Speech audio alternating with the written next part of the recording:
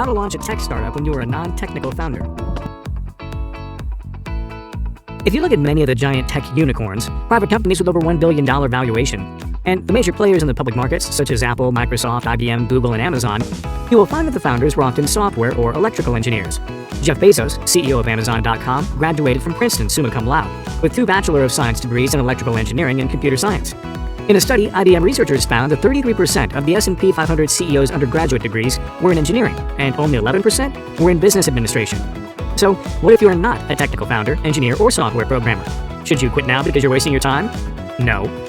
To be fair, we must first realize that everyone started out as a non-technical person.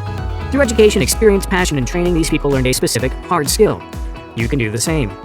There's nothing stopping you from taking online courses to learn how to code, going back to graduate school for engineering, or reading books and practicing graphic design. Okay, back to the point.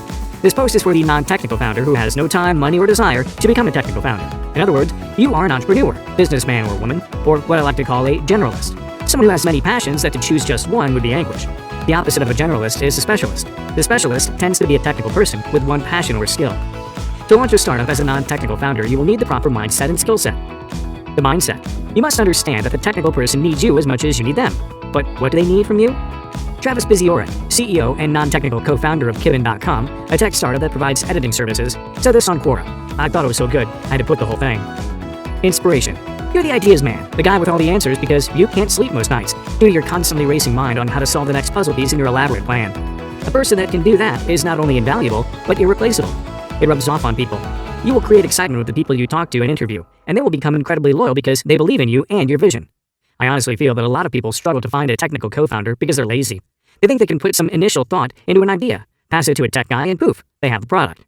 Very few people can solve problems and think like a true visionary. Your technical co-founder needs your ideas and thought process as much as you need them to help execute it. When you realize that and can portray that attitude, it will be a lot easier finding the right one. Travis is right.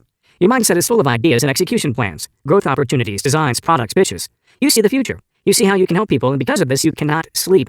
Often a designer or developer specialist does not see the big picture like you do, because they are so focused on syntax and strokes. The skill set.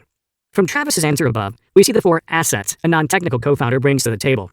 1. Creative ideas. 2. Contagious passion. 3. Hustle. 4. Vision. To hone these skills, we're going to look at the 4 things an entrepreneur should do, constantly. 1. Read. 2. Write. 3. Network. 4. Fail. Read. Grant Cardone, American entrepreneur and author, said, "The average CEO is said to read 60-plus books a year and makes 319 times the income of the average worker who reads 1 book a year, but finds the time to watch 700 YouTube videos a year." Just as a programmer researches new SDKs or a graphic designer watches tutorials, an entrepreneur reads business books, especially the stories of other entrepreneurs. For a short reading list for entrepreneurs, I recommend the following. A Whole New Mind by Daniel Pink. Outliers by Malcolm Gladwell. Show Your Work by Austin Kleon. Smart Cuts by Shane Snow. The 4 Steps to Epiphany by Steve Blank. The 7 Habits of Highly Effective People. Powerful Lessons in Personal Change by Stephen R. Covey. Reading for me is not about knowledge growth. It is about gaining practical ideas and inspirations I can apply to my current projects as I read. I hold a book in one hand and a pencil in the other. As I read, I write down the ideas that come to my head for my startup, my clients, and my full-time job. I think laterally. If the author sold on Amazon, what would I sell on Amazon? If the author wrote an ebook in 3 weeks, what would the title be of the ebook I write in 3 weeks? Reading for me is about idea generation. Right. Ideas begin in your mind, but will end there unless they are written down. Keep a business idea journal. Jot every idea down in a notebook app in your phone using Evernote or OneNote. You never know when the idea will resurface later in life. In today's digital age, writing is the #1 way to build a community online. An entrepreneur needs to bring an audience to the table, or the ability to grow an audience. This is something the technical person probably will not have or enjoy doing. Building an audience requires excellent communication skills, and an entrepreneur who writes will have this. If you are awake and you're an entrepreneur, you should be writing. It's the single biggest skill I think you could develop. At Ola Gardner, CEO of Unbalanced. Network. The strength of an entrepreneur is reflected in the strength of his or her network.